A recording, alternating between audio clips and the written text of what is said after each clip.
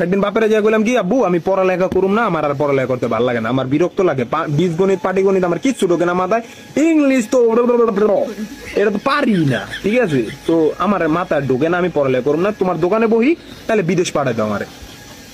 আহ ভাই তুই তো বিশ্বযুদ্ধ শুরু হয়ে গেছে ভাই, দুটা কাঞ্চা তো খাইছি আর কইতাছে অনেক পড়ালেখা করতে ভালো লাগবো কে, আঙ্গো সমানে থাকতি, আঙ্গো টাইমে থাকতি, 3 ঘন্টা রাস্তা পার হয়ে ঠাডা পড়া রোদের বিটে নদী পার হয়ে যা পড়ালেখা করতি।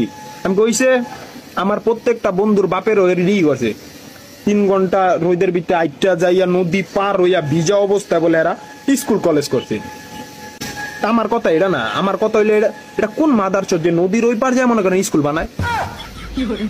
হ্যাঁ, গণবসতি যদি নদীর এই পার থাকে তো এই শালার পর শালায় নদীর ওই পার স্কুলটা বানাইবো কে? এই হালার বলার দোষের লিগে মনে করেন আঙ্গ বন্ধু বান্ধব আর আমরা কথা শুনছি আঙ্গ বাপের দায়।